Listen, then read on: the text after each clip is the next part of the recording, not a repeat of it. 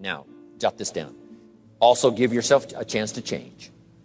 Some things I held on to that I thought this was it, this was it. I'm telling you, after a while I gave it up, found out it wasn't it. So give yourself a chance to change. Refine your philosophy. Refine your direction. If you'll give yourself a chance to do that, here's what will happen down the road a ways. A new door will open that you haven't discovered before. Give yourself a chance to change. Reevaluate.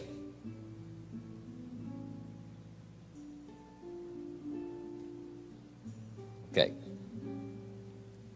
So let your library be a testimonial of your dedicated interest in accelerated personal development, that you will read whatever you have to read, you will hear whatever you must hear, and you will watch and see whatever you must see in order to make your life refined and worthwhile and achieve all of your purposes.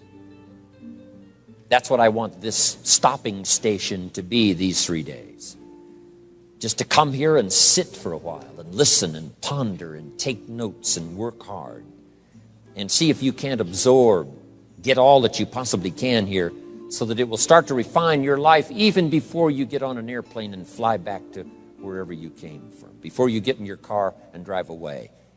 What we share with you here, with all the rest that you've learned, this will be a catalyst to start a process even before you get home that'll start working for you. Some of you are going to set some goals. We're going to do the workshop tomorrow, designing the next 10 years. Hopefully you'll come up with some new promises, some new objectives, some new ideas. And by the time we're finished here these 2-3 days, I'm telling you, you'll see yourself able to accomplish 2 times, 3 times, 5 times more than you ever thought was possible, which will make this cost of this seminar a small price to pay. And hopefully it'll make the time you spent here a small price to pay compared to making this an investment in your future, in what will flow in terms of money and income and return and reward and respect and dignity and accolades, trophies, all the stuff that can be yours. A marriage that lasts forever, a friendship that nourishes you forever, things that you'll find that you'll keep and treasure for a lifetime. Hopefully this is one of those weekends. It takes a lot of effort to learn. It takes a lot of effort to grow. It takes a lot of effort to decide and debate. But jot this down. It's all worth the price. Whatever stimulates you to think, whatever stimulates you to wonder, whatever stimulates you to react or even to debate, even if you hear something you say, well, that's not right, see, that's still valuable. It means you're awake. It means you're alert. It means you're alive. It means your mind is ready to take on something, whether it's agreeable or not agreeable. Something right, something wrong. Who cares what it is? We've got to listen to a variety of voices. And some are going to come from the left and some are going to come from the right. And some are going to come from mysterious sources. And some will try to entice you with all kinds of stuff. But that's okay, just so you're alive and alert and awake, ready to process anything that comes your way. Take the best of it and make it beneficial for you, so that tomorrow you walk with a stronger step. Next month you see a clearer vision. And a month from now, the purpose for your life is multiplied by 2, 3, 5. That's what I want to create here. So, now, to hurry and get through, because we have so many subjects to cover, let's cover now some other things under personal development. Here's one that's important as you read and as you listen and as you study and as you grow and as you take notes and as you fill up your journal. And then try to work on the ideas to make yourself valuable in the marketplace. Here's something to remember under personal development, some things I had to learn. First, steps to success. First of all, you need good ideas. Just decide right now you're going to accelerate your plan for collecting good ideas. Ideas for your life, ideas for your health, ideas for your marriage, your relationships. Ideas that stimulate. One idea sometimes leads to the next, needs to the next. And the 4 or 5 ideas in the future that really thrust acceleration into your life, you couldn't have gotten unless you went through the first one and the second one and the third one. Next, you need good plans. So we're going to talk about time management and Game plans tomorrow. You need a good health plan. Traveling around the world, you can imagine the kind of health plan I have to have. If I didn't have a superb, extreme, got to underline the word extreme. If I didn't have a superb, extreme health plan, do you think I could travel all over the world? People look at my calendar and say, impossible. I'm the only one that can do it. Everyone else is too young. Incredible. But I've got to be extremely healthy. I can't let up at all in terms of diet and nutrition, exercise, all that stuff in order to stay healthy. So a good health plan, a good family plan. Here's a good one, a good marriage plan. Some people just go along married with their fingers crossed. You've got to have a better plan than that. Some are whistling in the dark, hoping everything will work out. Not a good plan. You need a good plan for how to use the day. We'll talk about that tomorrow. Best kept secret of the rich, how to use your time. A good plan to meet the right people over the right amount of time to stimulate your life. You need a game plan for lifestyle. We'll talk about that later. So to succeed, we need good ideas and good plans. Here's the next. We have to learn to handle the passing of time. Because all of this takes time to learn, to grow, to change. Getting through the seasons takes time. The spring has a certain amount of time. The summer has time. The harvest has time. The winter has time. Learning to handle the passing of time. Jot this down if you're involved in business. You've got to give your project time. You've got to give your people time. Give people a chance to learn, chance to grow, chance to change. One of the great requirements, especially in such an industrialized, busy, mad, dashing society, and that is to have people patience. First, we exercise it with our children and our family. Getting people to work together, got to have patience, even with your family. If you're involved with independent people, it's a challenge. It's like herding cats, trying to get them to work together. Herding sheep is easy. They very quickly get going the same direction. But try herding cats. It's like your children. Different ages and different personalities and different opinions. To get the family all going the same direction, kind of working together to make things work, I'm telling you, it is a challenge. But if you'll have some patience, you can do it. Now, here's the big one, to have patience with yourself. Give yourself time to learn. Give yourself time to understand good ideas. Give yourself time to make changes and then grow into those changes. Give yourself time to refine your personality to fit the business, whatever business you're engaged in. In some you may have to speak up a little stronger, and some you may have to calm down just a little bit more. Just learn to refine your personality and your temperament to suit. All of us can do that, but it takes time. Have patience with yourself. We had to do that from the beginning. Learning to tie the shoestrings of your shoes. If you tried a couple of times and says, I'll never learn this, it's over. Say, no, you can't go through life with your shoes untied. Come on. Some people, maybe it happens for them a little quicker than others. Some people get the hang of it almost overnight. Someone else, it takes a little longer. If it takes you a little longer, have patience with yourself. Because patience has its own reward. Patience is a virtue of the extraordinary kind. We have to have patience with our employers. We have to have patience with government officials. You've got to have patience with IRS. You've got to have patience with the Army. You've got to have patience with the FBI. Here's a good thing to remember while you're exercising patience. Usually enough good people will finally make it right. You just got to jot that down. Usually enough good people will finally make it right. Not everyone in the community is going to toe the line and do the moral thing. But let me tell you what, most will. That's how we create a society that we can live in. Most will. Every teenager will not obey all the rules and regulations and live a model life. Not everyone will, but jot this down. Most will. Enough will. When the good Lord recruited 12, not every disciple Not every one of the 12. But it was enough of the 12 to start a movement that's lasted for 2,000 years. Not everyone, but enough will. There's only been a couple of exceptions to that rule. One was the story of Sodom and Gomorrah. God was going to destroy Sodom and Gomorrah for their evil ways. Abraham had a friend that lived there. And Abraham implored and said, God, if I can go to Sodom and Gomorrah and find 50 righteous people, will you spare the city? And God said, Abraham, you've been such an excellent friend of mine. Yes, I'll spare the city if you can find 50. So he searches the city, can't find 50 good people. Comes back and says, Lord, would you take 40?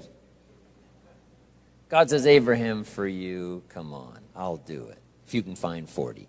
So he searches for 40, can't find 40. And he comes back and says, would you take 30?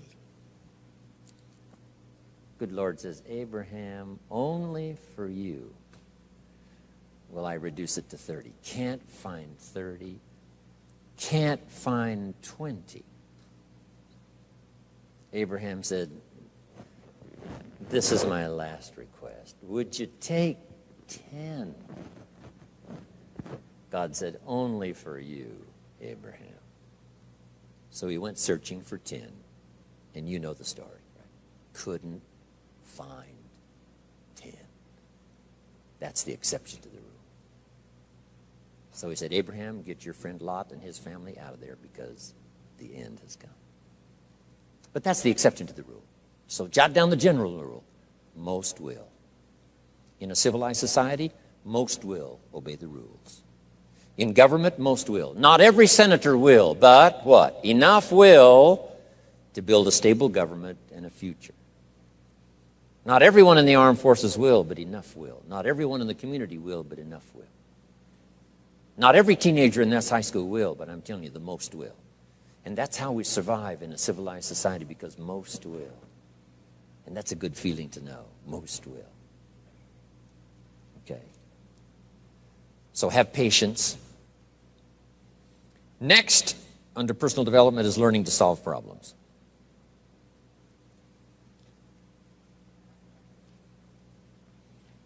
By the way, having patience with the seasons takes time to develop the crop. You can't plant the seed, dig around it in a few days saying, where is it, where is it? And you can't really help. All you can do is nourish. Some people plant in the spring, leave in the summer. Just haven't got the patience to last. So next comes solving problems. Business problems, family problems, personal problems, financial problems, emotional problems. There's all kinds. Here's a good idea I found in solving problems. Every once in a while you've got to, I haven't got it here, but I can just describe it for you. Take a piece of paper, put a line down the center of the paper, and on the left side, describe the problem. So just jot that down. A piece of paper in half, on the left side, describe the problem. Sometimes it's a good idea to take a problem out of your head and put it on paper. We'll talk a little bit more tomorrow about how to think on paper. This is one of the ways to think on paper. Our mind usually is too busy sometimes to sort things out. So if you take it out of your mind, put it on paper, what is the problem? And you should describe to the best of your ability what the problem is. And then ask this question, is that all of it? Because if you're going to prescribe something for the problem, you need to know what all of it is. When you've got it all listed, on the other side now of the paper is called answers and solutions.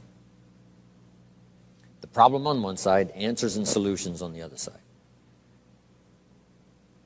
And now let me give you 3 questions.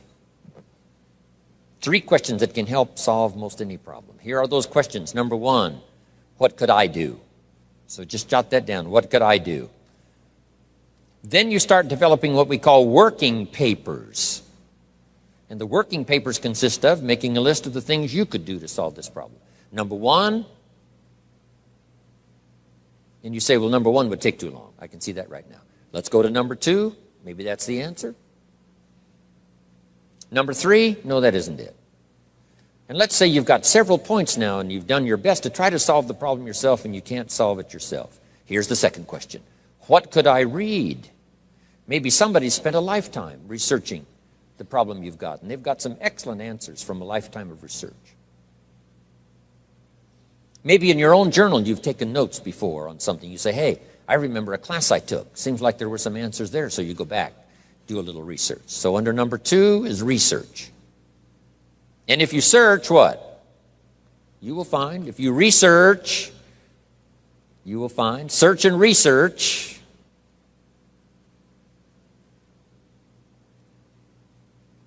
Now, research as soon as possible, because if the problem is severe, you don't want to wait till too late. My friend Kenny comes to me and says, he just lost a beautiful lady, fabulous lady. They got a divorce. She was really something. Then after his divorce, he comes to me and says, you know, it's over. But he says, you know, something strange. He said, I found a book in my own library that I think would have saved my marriage if I had read it before my divorce. And it was a book entitled How to Live with Another Person. He said, I should have read that book a long time ago. He finally read it, but it was a little late. It's like reading a book on nutrition after you've had a heart attack, right? I mean, that's good. That is good. But gosh, it's so much better to read it before. Spare yourself the agony and the lost time and maybe the loss of your life.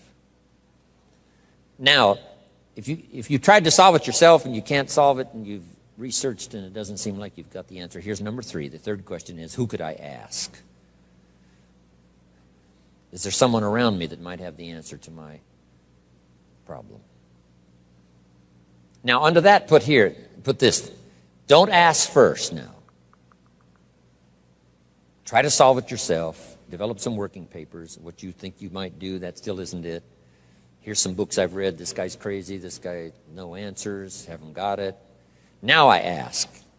But if you now can show your working papers to who you ask, you can't believe how swift the answer will come. All of us have heard this, but let's remind ourselves one more time and put it in your notes. We all love to help people who, first of all, try to help themselves. Back to the philosophy of deserve. I've tried to work it out, haven't got the answer. Maybe you can help me. Somebody is very willing to help you if they know you've tried first to help yourself. It works that way with our children, right? My daughter Linda, before she got married, used to travel a lot. She comes to me and said, Daddy, I'm headed for Thailand. I said, wonderful. She said, I've saved up my money. I said, fantastic. She said, I've got $1,000. I said, wonderful. She said, the kids wanted to go here, wanted to go there. I didn't go. They wanted to buy this, wanted to buy that. I didn't buy. I got my money put aside, $1,000. I said, Linda, unbelievable. You must be my daughter. That's fantastic. Now, she said, to make the trip, I only need a couple of thousand more.